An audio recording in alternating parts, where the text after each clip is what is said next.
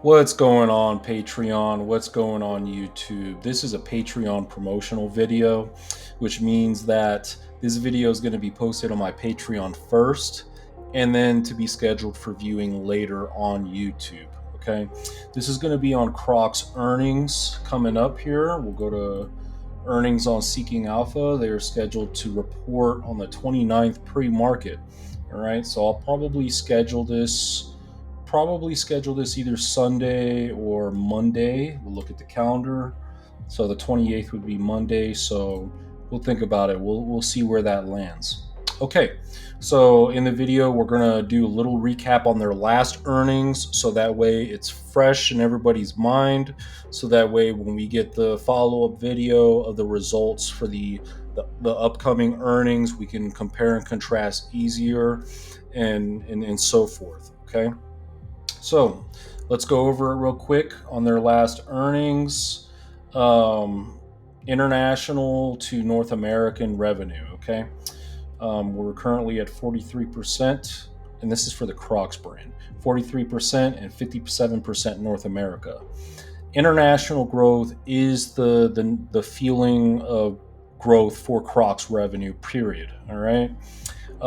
Hey Dude is a turnaround tailwind, which I'm looking forward to. We'll talk about that later. But for CROX brand revenue, I want to see international revenue eventually overtake North American revenue as a signifying of taking market share in the world. Okay. So let's go down here. Okay. So China. All right. I believe the quarter before they were doing triple digits. That has slowed down to 70% on this last quarter. In this upcoming quarter, I'm looking to see how much China revenue is growing.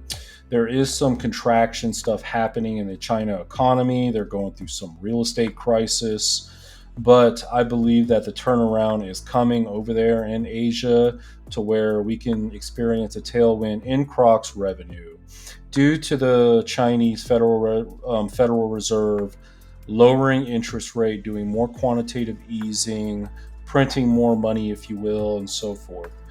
And as well as more American quantitative easing, lowering of interest rates and printing money. I believe that this will stimulate growth within the sector. People will have more money to spend, and this will overall be good for CROX. All right. So international growth from the CROX brand is 22%.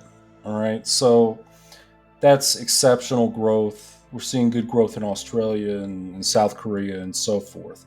I have no doubt that internationally people like these shoes. There might be one or two little one-off countries that maybe their culture doesn't really like the shoes, or the geography doesn't support the more open wear of that sandals, if you will, format.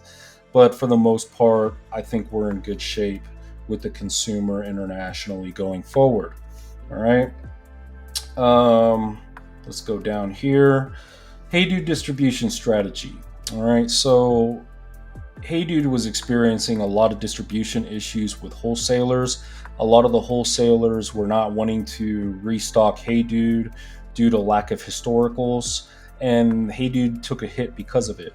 All right. So I really like what the management is doing. They're going towards more of a grassroots approach to do it on their own. All right. So they're opening their own outlets. They're going to do 30 outlets, nothing crazy. They're just going to open up 30 outlets this year. They opened up 13 in Q2. We'll go back up here. A total of 19 locations year to date, with the overall goal to open up 30. So we'll be keeping an eye on that in the next quarterly report to see how many that they've opened up. All right. Go down here. Gross margins remain healthy. Now, operating margins saw decline in Q2 from sequential annual comparisons from 2023 to 2024. With the opening of that distribution center, all right, keep in mind that this company is going more international for growth. So there's going to be pressure on the operating margin. You're going to need more distribution and manufacturing going on. With this distribution center, that should support more the internal growth of Hey Dude for distribution streamlining to their own outlets, and as well as supporting international CROX as an export through that distribution center as well. So I'm banking on the distribution center kicking in, and we'll be keeping an eye on that operating margin going forward. All right. Capital allocation strategy. As a shareholder, this is what the value proposition of CROX is. All right, they have strong free cash flows. We'll go to Seeking Alpha. We'll go to their financial statement. We'll go to the cash flows under the financials, and as you can see, on an annualized basis, free cash flows are exploding. Okay. Free cash flow per share alone is $14.46 a share. And this equity is trading under free cash flow per share.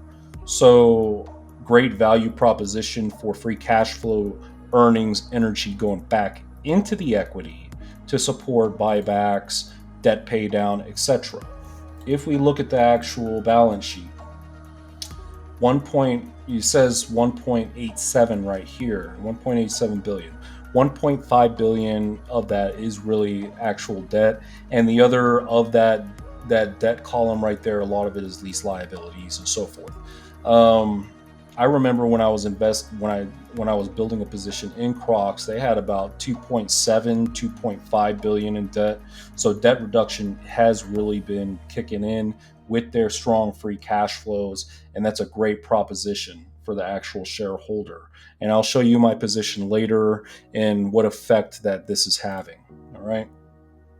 So they have a 700 million authorization on this buyback.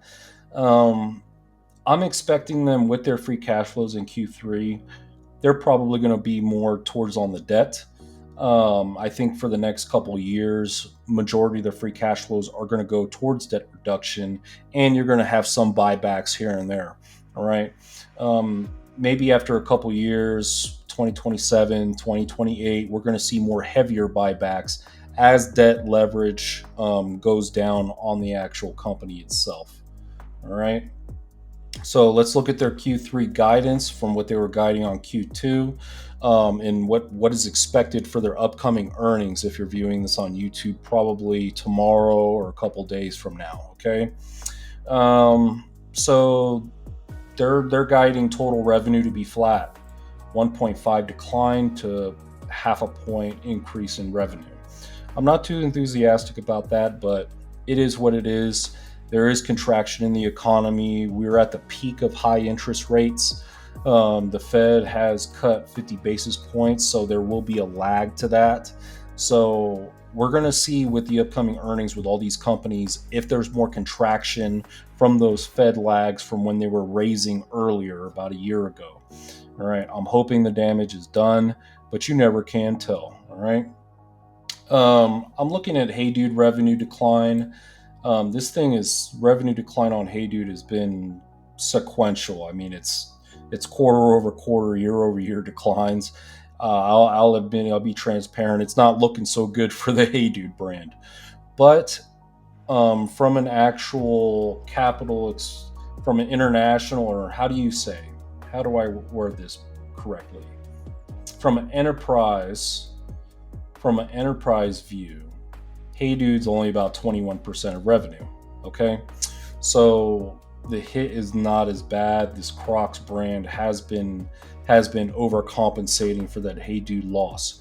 Hey Dude, I see, is a good future growth vector within the United States. The United States is not saturated with the Hey Dude brand yet.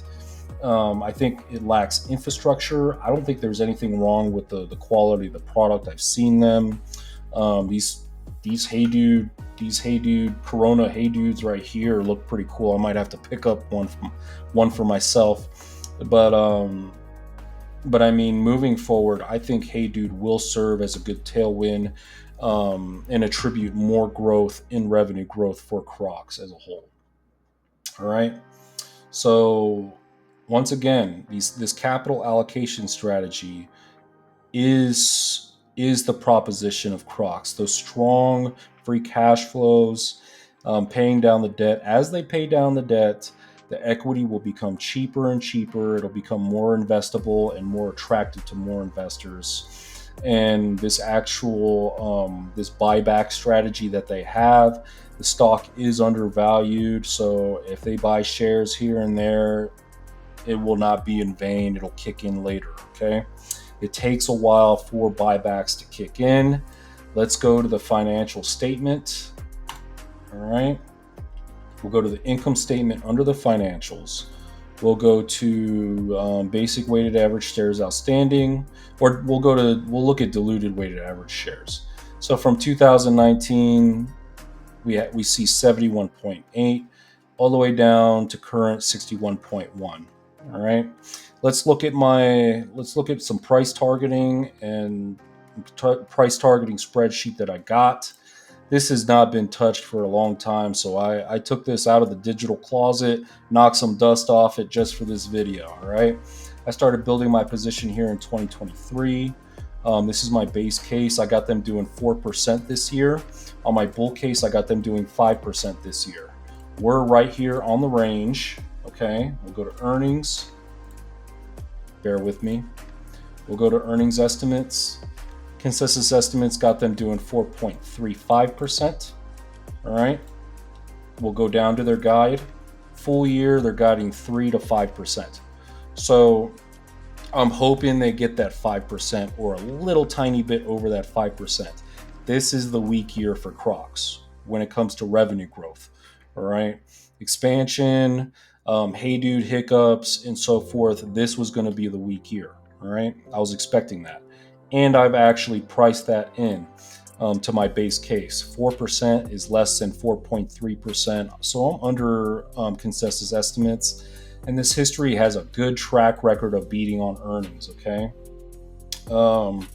EPS is a great proposition if you're looking at this company. The earnings energy on this thing for forward EPS estimates, you're getting this thing under 1. Okay, so this is a 10% earnings yield of energy going back into the equity through the EPS alone, and over a 10% if you're looking at free cash flows. All right. Me personally, I'm here for the free cash flows. I do think that EPS will increase along with their revenue growth, which gets me back to fiscal year 2024, the end of the year. All right. Q3 is going to be more of a check the block. How much debt did they pay down? Did they buy back any stock? Either way, I'm happy either direction they go. I'm looking more towards guidance for end of year. Guidance as far as revenue growth, updates on the distribution center, Hey Dude, and so forth. Those are the things I'm going to be looking at, also along with the stuff that I just mentioned in this video. All right. So you see my price target here on my base case. If they do 8% next year, all right, consensus estimates got them doing, bear with me once again, consensus estimates got them doing 5.27%. With the tailwind of international growth and expansion, the distribution center, more expansion and fixing up of Hey Dude. I'm hoping Hey Dude is contracted this year, or by the end of the year, it'll be contracted, and we're going nothing but upward on the tailwind of both these metrics, along with quantitative easing around the world. And when it comes to financials and a healthier consumer, I'm hoping hope is not a strong word. I assess, and I see them doing 8 to 10% next year. All right. We'll see if the thesis holds through. even if they're doing 5.27%, the free cash flows are really going to start kicking in. So honestly, it's irrelevant. But if we want to see multiple expansion in their valuation, in which they're only trading barely over 10 on most PE and forward PE gap metrics, we can see some expansion going further with the debt reduction and re-accelerated revenue growth. I'm hoping for maybe a 14 multiple by the end of the year. We'll see what happens. Okay. We'll pull up my position. All right. We'll pull up my position in CROX. I guess you get to see my whole portfolio. All right. But I got 200 shares here. Cost basis $100 each. Now I did close out some covered calls against CROX. CROX ran up to like 160 or 158 bucks at one time. So I sold some covered calls because I said, you know what, you're running too fast. You're probably going to go back down due to trading volatility. And I was right. So I sold covered calls for about $4,000, which is a 20% yield. And then I scalped them. I bought them back for $2,000. And I bought them back for $9.90 a share. So adjusted cost basis, we're looking at $90 a share, and we're up 48%. All right. So I generated an artificial dividend of 10% on that. And I think that's pretty good for what it is after the position's built. That's a way to lower your cost basis. If you're getting value out of this, consider subscribing to my Patreon. All right, you get access to my hidden gem. You get the inside, the inside peek on what I'm doing from day to day. I'm always updating my Patreon members. You get more direct access to me. For $5 a month, you really can't beat it. Be with like-minded investors. Consider subscribing there. All right. I will do a follow-up video on the actual earnings results for CROX. This is a very easy company to own, and I've actually made this a staple portfolio. I finished building this position about a year ago. October 11th, I believe, is when I closed out my last buy lot. So after a year, we're up 48%. I bought and built this position knowing that I would outperform the S&P for the next 5 years with this stock. All right. If you want to get in more insight and get more knowledge and learn some of the secrets to how I see things, once again, consider that Patreon. I thank all of y'all for your all support. Thanks to all my Patreon supporters. I love y'all. And until the next time, thank you and have a good week.